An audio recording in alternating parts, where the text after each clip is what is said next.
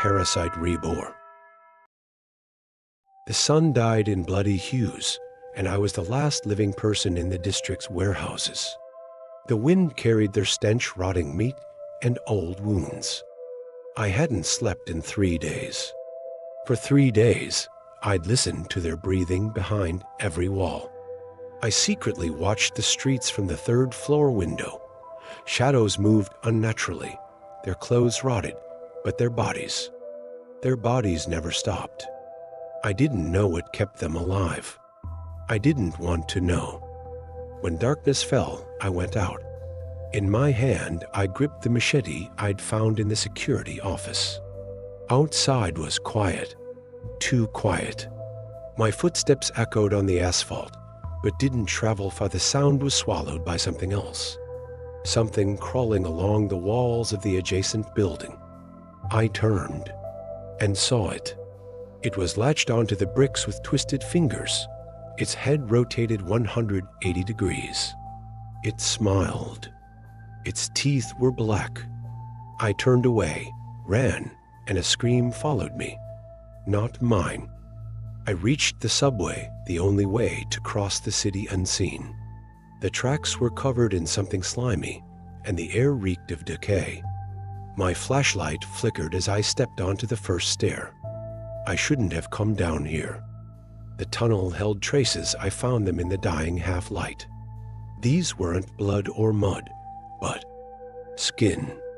Shredded pieces plastered to the walls, as if someone had stretched their victims until they snapped. I aimed the flashlight at the floor. The footprints in the dust were too small to be human. Then I felt the cold on my wrist. Not my hand. Something slithered from a cable shaft and grabbed me. I jerked back, my scream trapped in my throat. Eyes lit up. Dozens. Hundreds. Crawling across the tunnel ceiling like insects. I broke free. I ran even as my stomach twisted with pain.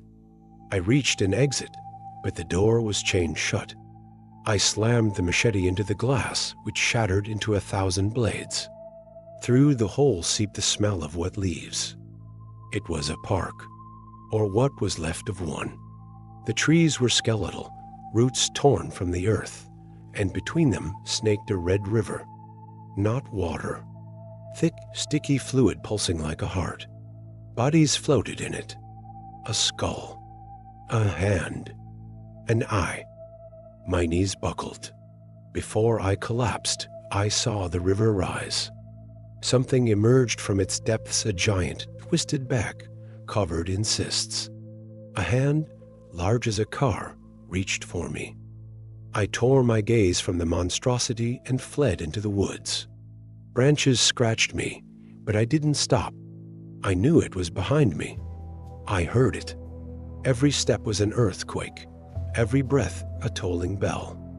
I hid in a cave, but the darkness inside was thicker than usual. I turned on the flashlight. Symbols were painted on the walls, thorn circles drawn in blood. In the center lay a body, fresh. A girl no older than 14. Her eyes were open, her mouth torn in a silent scream. Then I saw the other. Leaning over her was a figure in black, with long nails like knives. It wasn't a zombie. It was human. It turned its head to me and whispered, "You're the 4th. You're supposed to be here."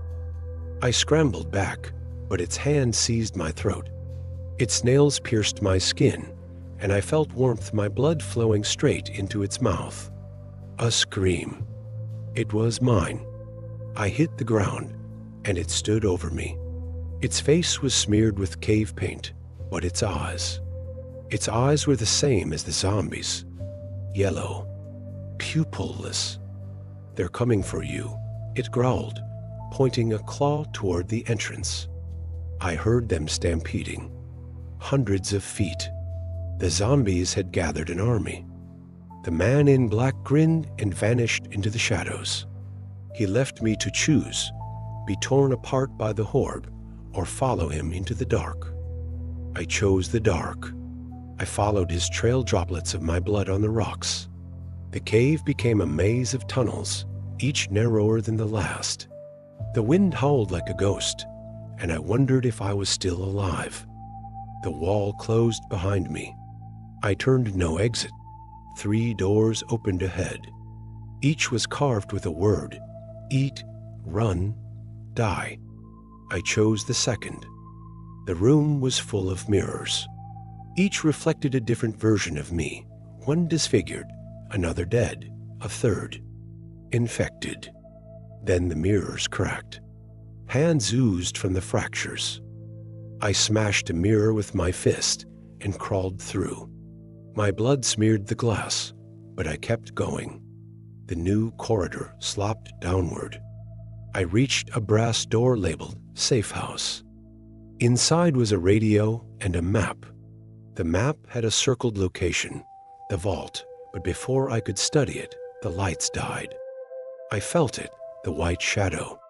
It stood in the corner, faceless, handless. Only a mouth. The mouth stretched wall to wall and roared, "You are mine." The radio turned on.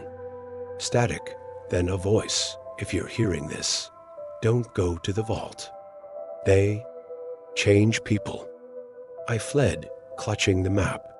Outside, rain turned the streets to rivers of mud.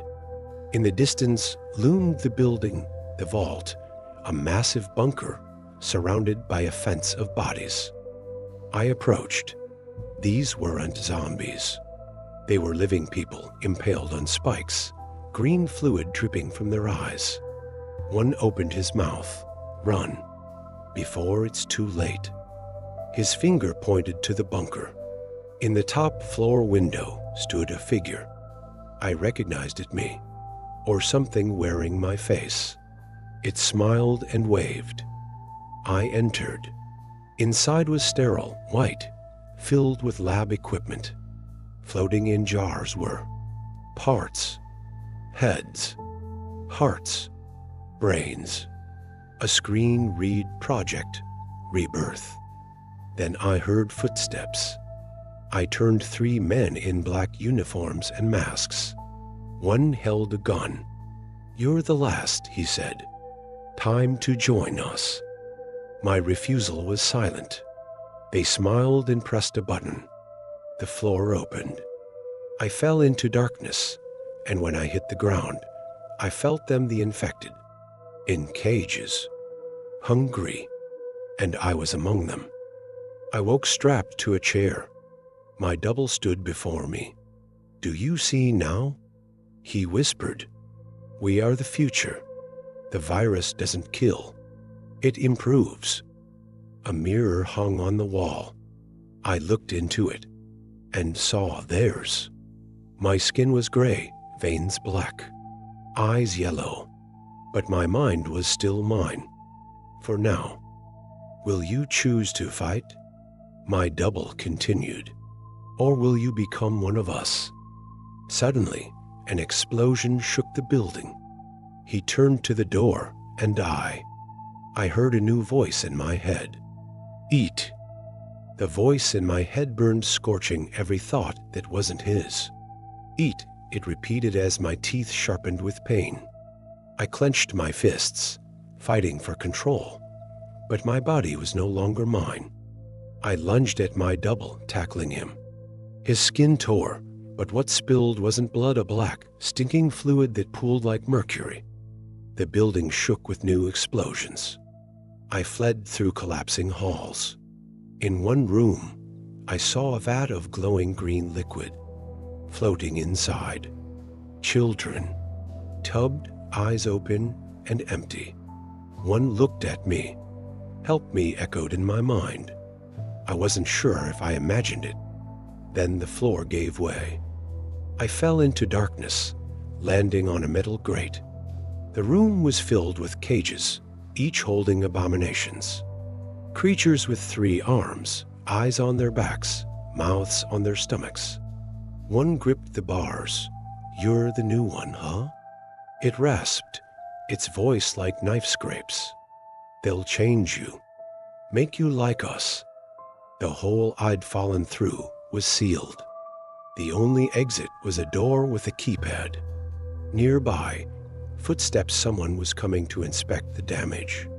I hid behind a cage as the guard passed. He wore a mask, but his back had something. A pulsating growth the size of a melon.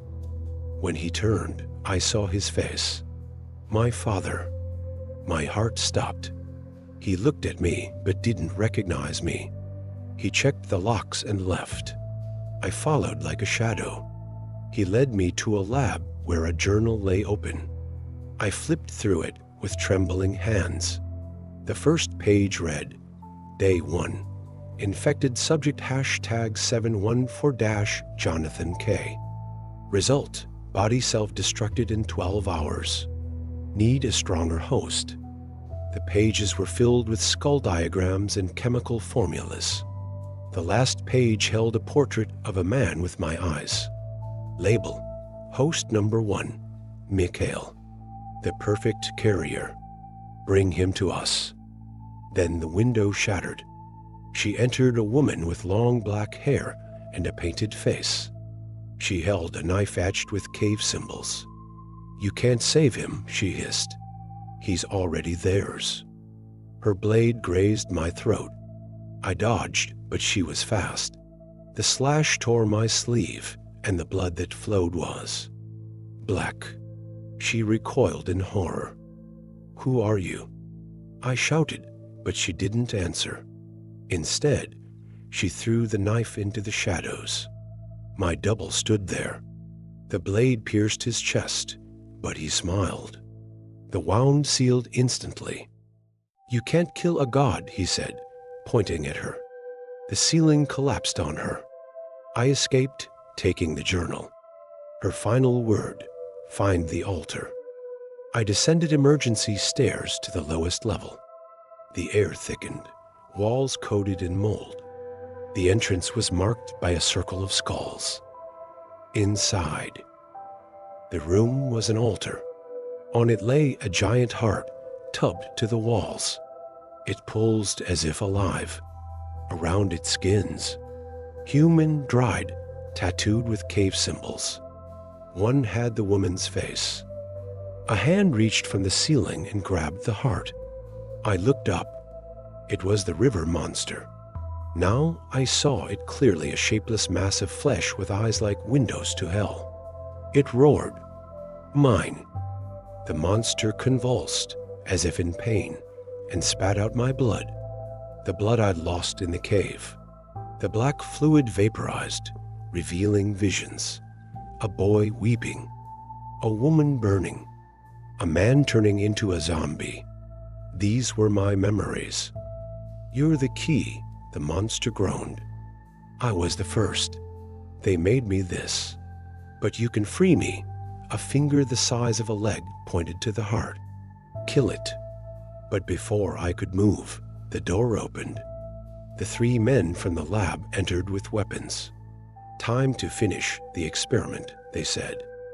Gunfire erupted. Bullets pierced the heart, which screamed and spewed a blood wave. It drenched me, and when it touched my skin, I understood.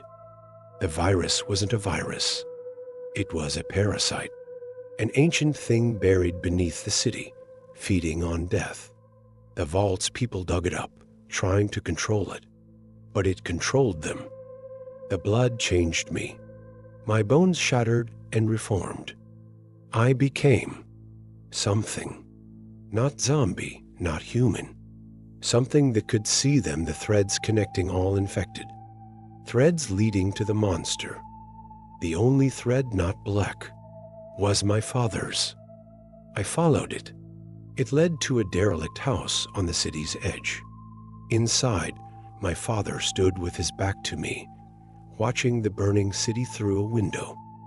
I knew you'd come, he muttered. He turned.